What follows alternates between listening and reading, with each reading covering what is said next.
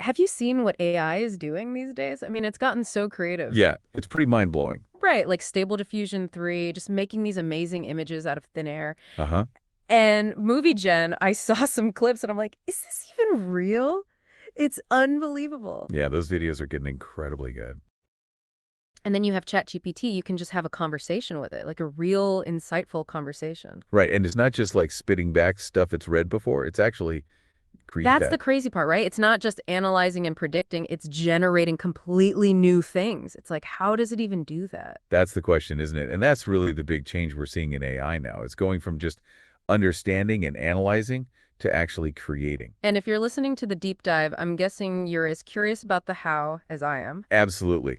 The applications are fascinating, but understanding the core concepts is where the real insights are. Exactly. So today we're going deep on two of the most important types of generative AI algorithms, flow models and diffusion models. These are like the foundation for so much of what we're seeing in AI right now. If you get these, you'll have a much better understanding of where this whole field is going. Definitely. Flow models and diffusion models, they're not just theoretical things. They're being used to build all sorts of incredible tools, We're talking image generation, audio, video, even stuff like predicting protein structures. like AlphaFold 3. Yeah. So knowing how these models work is kind of like having a key to unlock a whole new level of understanding about AI. And that's our goal for this deep dive, to give you a solid grasp of the core ideas. No hype, just the fundamental principles. We really want to break it down so it's clear and accessible. Right, because once you understand the fundamentals, you can apply that knowledge to all sorts of different AI advancements. For this deep dive, we're drawing on a set of lecture notes that go deep into the math behind flow and diffusion models. It's like a structured guide to these topics, really thorough. And if you want to go even deeper, we've got links to lecture recordings and even some hands-on labs. You can find all those in the show notes. So let's jump in. Let's start with the basic idea of generative modeling. Okay, so what is generative modeling trying to do? Basically, it's all about learning to create new stuff that looks like it came from a specific data set. Okay, so like imagine you have a ton of pictures of dogs, right? Right. And you want to train a model to generate new pictures of dogs that look just as real as the ones in your data set. So it's like the AI learns what makes a dog look like a dog and then chooses that knowledge to create new dog pictures. Exactly. And the way we measure how well it's doing, how good the generated samples are, is by looking at how likely they are under the data probability distribution. Okay, hold on. Probability distribution. Can you break that down a bit? Sure. So you can think of it this way. Every possible dog picture exists somewhere in a huge multidimensional space. Okay, like each picture is a point in this space. Right. And the probability distributions, which we call p-dollar, tells us how likely it is to find a real dog picture at any given point in this space. Got it. So a good generative model will create pictures that fall in the high probability regions of this space places where real dog pictures are more likely to be found. Exactly. So we want our generated samples to have a high likelihood under p-dollar. Makes sense. But before we can even think about generating stuff, we have to figure out how to represent these images in a way that a computer can understand. Right. And the way we do that is by turning each image into a vector, basically a list of numbers. So you take the image and turn it into a bunch of numbers that represent the pixel values, right? Right. And this vector lives in a high dimensional space, like it could have thousands or even millions of dimensions. Wow, so a single picture becomes a point in this vast multidimensional space. That's pretty abstract. It is. But it's essential for generative modeling. And the way we actually generate stuff, it's kind of amazing. Okay, I'm intrigued. How does it work? We use a paradigm called from noise to data. Noise to data sounds counterintuitive. Well, the idea is to start with pure noise, like random pixels, and then gradually transform that noise into something that looks like real data. So you start with randomness, and then the AI learns to shape that randomness into something meaningful. Exactly. We typically start with a simple distribution, like a Gaussian, which we call p-dollar. That's our noise. Okay, like static on an old TV screen. Right. And then step by step, the model transforms this noise, guided by the data it's seen during training. Until it ends up looking like a real dog. Exactly. The goal is to make the final distribution of the transformed noise match the data distribution. P-dollar dot. So it's like sculpting with randomness, kind of. That's a great analogy. And we can take this a step further with what we call conditional generation. Conditional generation. What's that? So imagine instead of just generating any dog, you want to generate a specific breed like a golden retriever. Okay, so you give the model some extra information like a label that says golden retriever. Right. We call this label Y-dollar. And now instead of learning to sample from the entire data distribution, the model learns to sample from a conditional distribution, P-dollar. So it's like saying, okay, within the world of dogs, focus on the golden retriever region of that space. Exactly. Now let's get into the specifics of how flow models do this magic. Okay, let's dive into flow models. How do they work? Flow models are based on the idea of ordinary differential equations, or ODEs for short. ODEs. I vaguely remember those from calculus class. Yeah, they describe how things change over time, like if you know the speed and direction of an object, and ODEs can tell you where it will be in the future. Okay, so it's about predicting the trajectory of something over time. Right. And in flow models, this something is a point in our high-dimensional data space. So like that point representing a dog image. Exactly. And the ODE is defined by a vector field, which we can write as O-dowers. Vector field, I'm picturing a bunch of arrows. You got it. The vector field tells you which direction to move at every point in space and at every time dollars. Okay, so at each point, there's an arrow telling you where to go next. Right, like a map of currents in the ocean. And following those currents, you move from one point to another. So the ODE is like the rule book for following those currents. Exactly. It tells you how to transform the starting point over time. And this transformation, the solution to the ODE, is called the flow. The flow, so it's like you drop a leaf in the water and the flow carries it along a specific path. Exactly. And we can write the flow as Zeit, where $$ is where the leaf starts. And acceleration is where it ends up at time, Allah. You got it. And there's a really important theorem that guarantees this flow exists and is unique. Unique, meaning there's only one possible path. Exactly. As long as the vector field meets certain conditions, there's only one way the flow can evolve. And neural networks happen to meet those conditions. Oh, that's handy. So we can use neural networks to define these vector fields. Exactly. But before we get to neural networks, let me give you a really simple example. Okay, a simple example would be great. Imagine a vector field where every arrow points towards the origin, like they're all being pulled in. So no matter where you start, you end up at the center. Right. And the flow for this kind of vector field is really simple. It's just exponential decay. Exponential decay. Like you move towards the center faster at the beginning and then slow down as you get closer. Exactly. That's what the flow looks like for a linear vector field, like good dollars, h with theta x. Or Okay, that makes sense. But obviously, real-world data is way more complex than that. absolutely. For complex vector fields, especially the ones we learn with neural networks, we can't usually write down the flow in a nice, neat formula. So how do we figure out the flow in those cases? We simulate it. We use numerical methods. Basically, we take tiny steps along the vector field. Like following the arrows step by step. Exactly. There are different methods for doing this: Euler's method, Hume's method, and they all have their pros and cons. So it's like approximating the smooth flow with a series of small jumps. Right. And that brings us to what a flow model actually is. Okay, what's a flow model then? It's an ODE where the vector field of thetas is defined by a neural network, and those little theta's are the network's parameters. So the neural network learns the vector field, the map of currents that guides the flow. Exactly. We start with random noise, $0 from our initial distribution, $. And then we simulate the ODE using our neural network to calculate the vector field at each step. Right, and the goal is to train the neural network so that the final distribution of the flow, $1, matches the data distribution. So even though it's called a flow model, the neural network isn't actually learning the flow directly, right? That's a key point. It's learning the vector field that drives the flow. It's like learning the rules of the game, not the specific moves. Got it. Okay, flow models check. Now, how about diffusion models? How are they different? Diffusion models use a different kind of equation, a stochastic differential equation, or SDE. Stochastic. Does that mean random? Yes, it means we add some randomness to the process.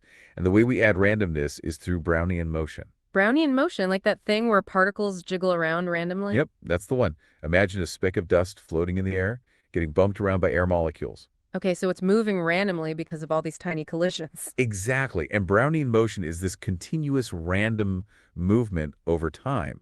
So it's not just random, it's random in a specific way. Exactly. It has specific mathematical properties, like the distance it travels in a certain time is normally distributed. Normally distributed, like a bell curve. You got it. And the longer the time, the wider the spread of the bell curve. So the longer it moves, the more uncertain we are about where it'll end up. Right. And that's how we add randomness to our ODE. We add a term that's driven by Brownian motion. So instead of just following the smooth flow, there's now this random jiggling going on. Exactly. And the strength of this jiggling is controlled by what we call the diffusion coefficient, $. So a bigger benefit dollar means more randomness, more jiggling. Precisely. And when we write down an SDE, it looks a lot like an ODE, but with this extra term. Okay, so what does an SDE look like then? It looks like this: DST equals UDXT plus sigmat DWT.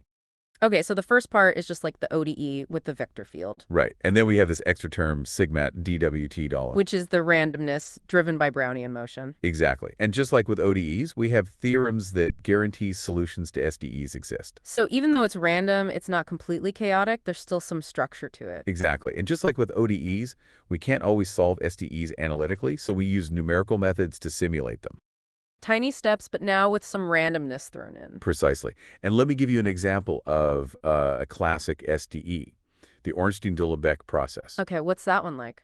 It's kind of like our linear flow model where the vector field pulls everything towards the origin. But now with some randomness added in. Right. So imagine a particle that's trying to get to the origin, but it keeps getting jostled around by these random bumps.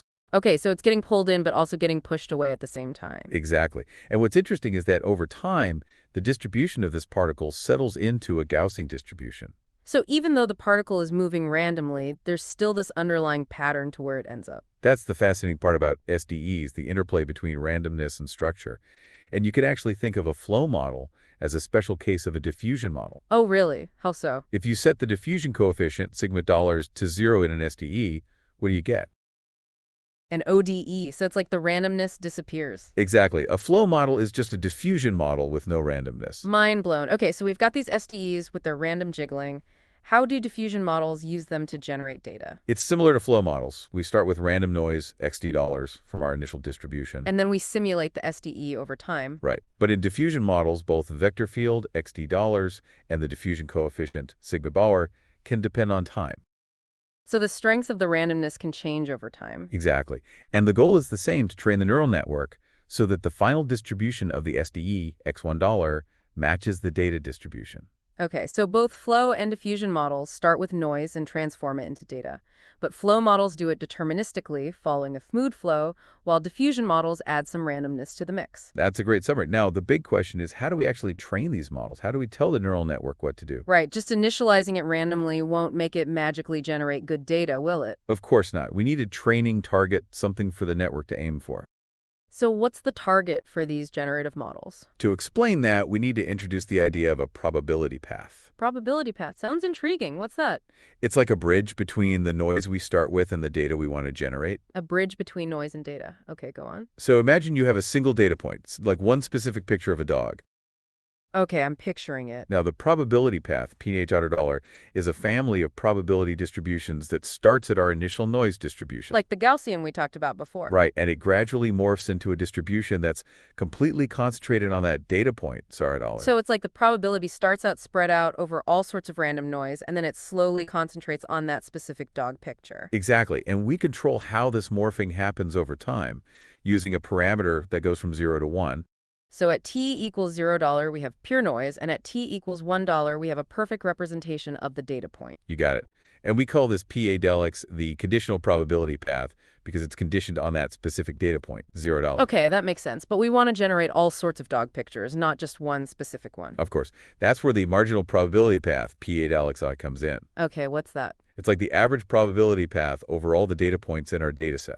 So we take all those individual probability paths, each one leading to a specific dog picture, and we kind of blend them together. Exactly. And mathematically, we do that by averaging the conditional probability paths over all the data points, weighted by how often they appear in the data set. So if we have lots of pictures of golden retrievers, the probability path will be more influenced by those pictures. Precisely. And this marginal probability path, $x, is what really matters for training. Because it represents the overall distribution of the data at different levels of noisiness? Exactly. At $2, it's the noise distribution, $. At t equals $1, it's the data distribution, $. And in between, it's something in between. Okay, I'm starting to see how this probability path is like the roadmap for training our models. It is. It tells us how to transform noise into data over time. Now, there are different ways to define this path. Oh, really? Like different shapes for the road. Exactly. And one of the most popular ways is to use Gaussian distributions all along the path. So the probability is always a bell curve, but the center and width of the curve change over time. Right. And we can control how the center and width change using what we call noise schedulers, alpha dollar and dollar.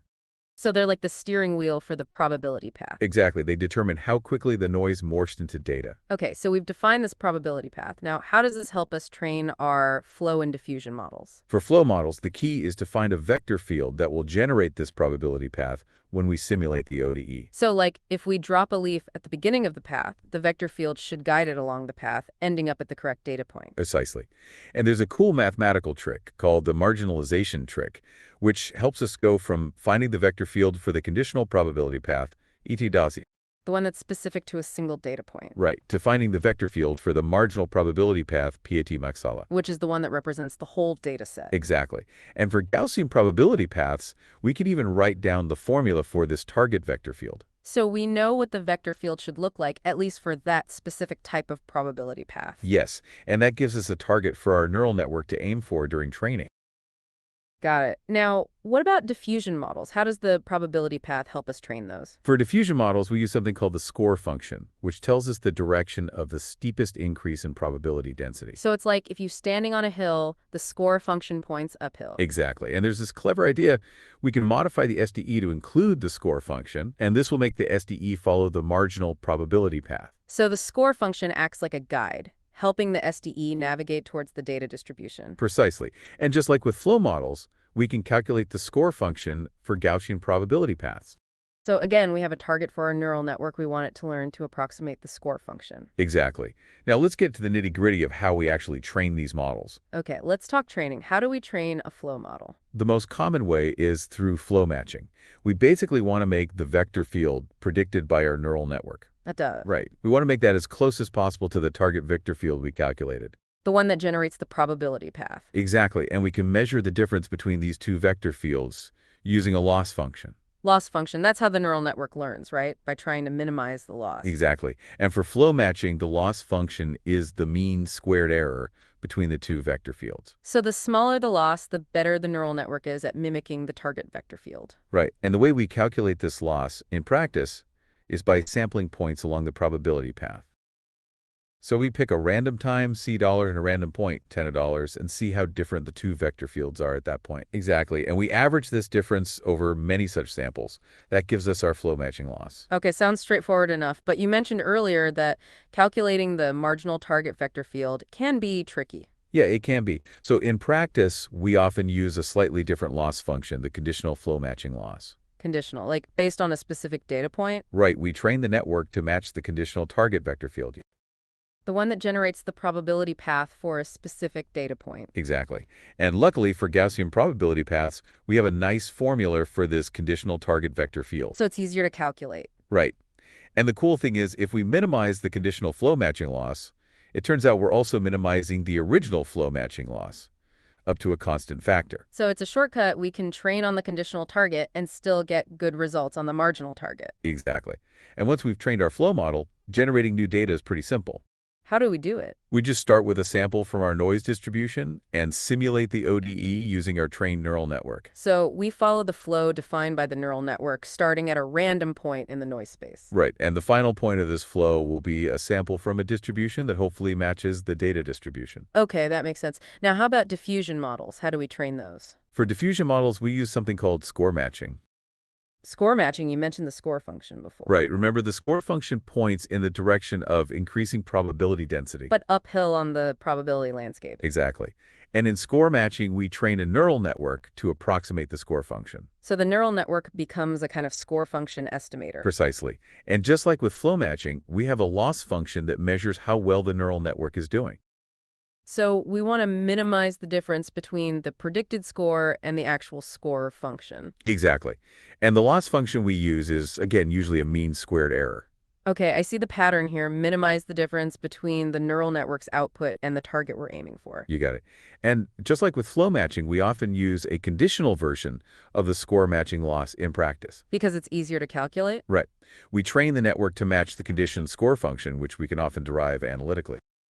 And minimizing the conditional loss also minimizes the marginal loss, up to a constant. Exactly.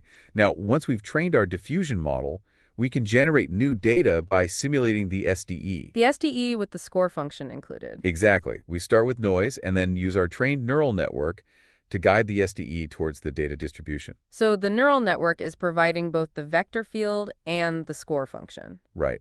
But there's a really cool thing about Gaussian probability paths. Okay, what is it? It turns out we can convert between the score function and the vector field using a specific formula. So we don't actually need to train separate neural networks for both. Exactly. If we train a neural network to approximate the score function, we can then use that same network to calculate the vector field. That's so efficient. It is, and this is the key idea behind denoising diffusion models, which are very popular right now.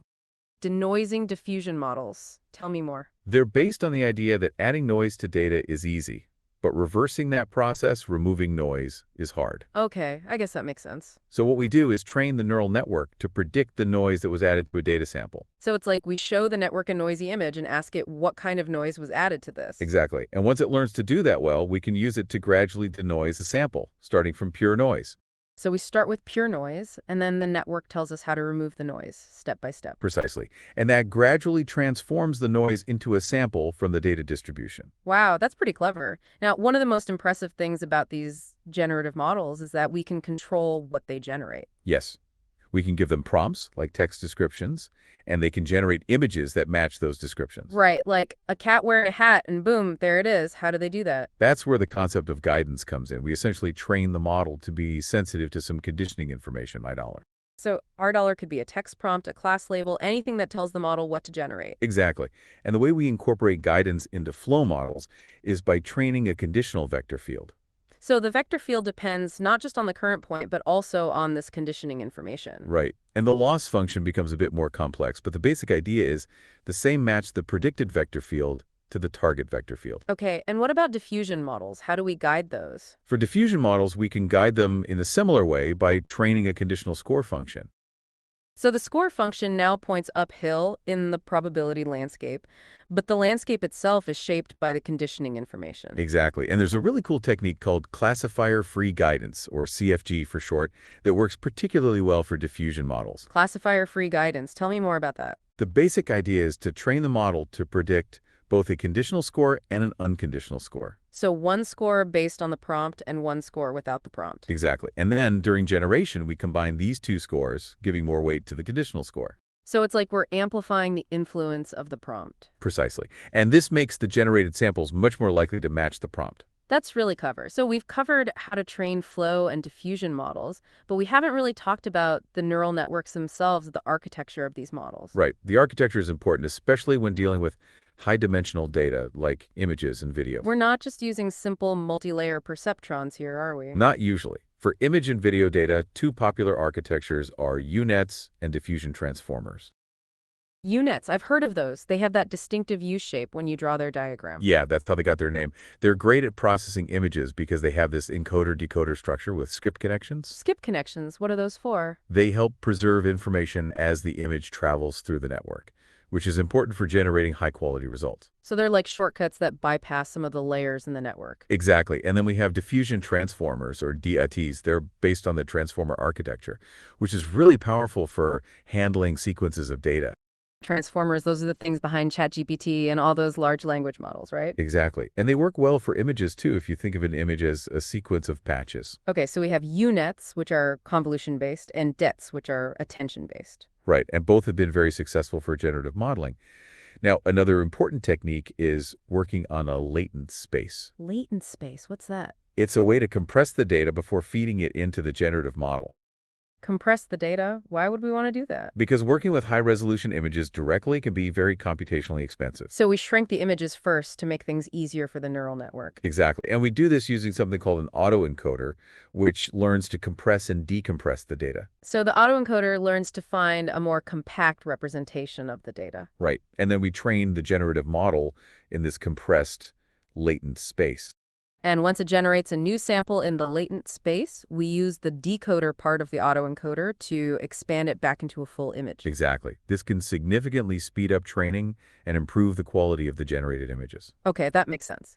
Now, how do we actually incorporate the conditioning information, $, into these neural networks? That's a good question. It depends on the type of conditioning information and the architecture we're using. So if $, is a class label like dog or cat, how would we feed that into the network? We can use something called embeddings, which are basically vectors that represent different categories. So each category gets its own unique vector. Exactly. And these embedding vectors can then be added to the image features at different stages in the network. Okay, that makes sense. But what if $1 is something more complex, like a text prompt? For text prompts, we often use pre-trained language models like CLIP and T5. Clip and T5, those are powerful models that can understand both text and images, right? Exactly. They can convert a text prompt into a meaningful vector representation. So we use Clip or T5 to get.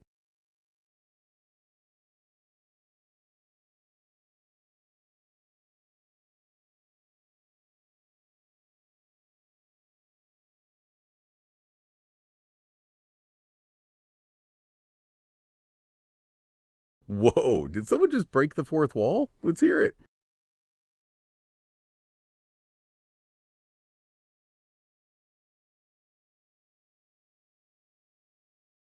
Ah, great point. You're right. We were just about to dive deeper into how these text embeddings are used. Yeah, thanks for keeping us on track. So these models like Clip and T5 create these vector embeddings of the text. Exactly. And these embeddings capture the semantic meaning of the prompt. So instead of just seeing words, the AI understands the concepts behind them. Precisely.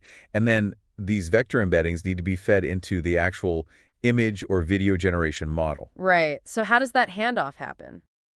Well, the embedding vector line is often fed into every part of the neural network architecture. Every part. That sounds like a lot. It is distributed throughout the network. Think of it like injecting the prompt's essence everywhere. Okay, so it's not just one single input. No, often it's injected at intermediate activations within the network's layers. So as the network is processing the image, it's also constantly getting reminded of the text prompt. Exactly. One common way to do this is by simply adding the embedding vector after a linear layer within a subcomponent. So it's like nudging the image features in the direction of the prompt. Precisely. Another technique, especially in UNet architectures, is using adaptive layer normalization. Adaptive layer normalization. That sounds fancy. It is a bit technical, but the core idea is that the text embedding helps to adjust the normalization of the image features. So the style and content of the generated image are influenced by the text. Exactly. And as we mentioned earlier, with models like Stable Diffusion 3 and Movie Gen Video, Oh yeah, they use multiple text encoders. right, they might use CLIP for a general understanding and something like T5 for more granular detail. So they're getting multiple perspectives on the text prompt. Exactly. And in those cases, the embeddings from these different models might be combined or fed into different parts of the architecture. It's like having different experts contribute to understanding the prompt. That's a great analogy. And for transformer-based architectures like DT, they might even use cross-attention mechanisms. Cross attention with the text embeddings. Yes, this allows the image patches to directly attend to the different parts of the text embedding sequence. So specific parts of the image can focus on specific words or concepts in the prompt. Exactly. It creates a very fine-grained control over the generation process. Wow, that's a lot of different ways to bring in the conditioning information.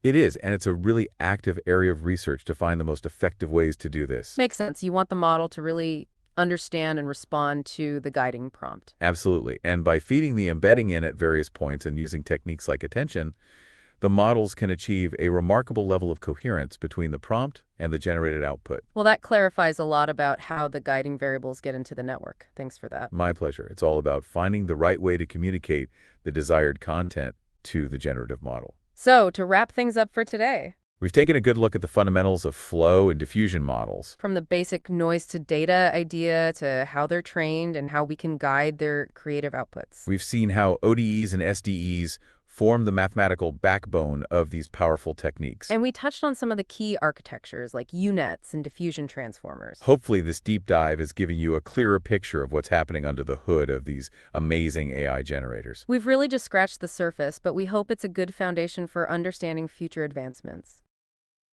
Definitely. And remember, the field is evolving incredibly fast, so there's always more to learn. Thanks for joining us for this deep dive. We always appreciate you tuning in. And please do check out the show notes for links to those lecture recordings and labs if you want to go even deeper. Until next time, keep exploring the fascinating world of AI. And keep those insightful questions coming our way. That's all for this episode.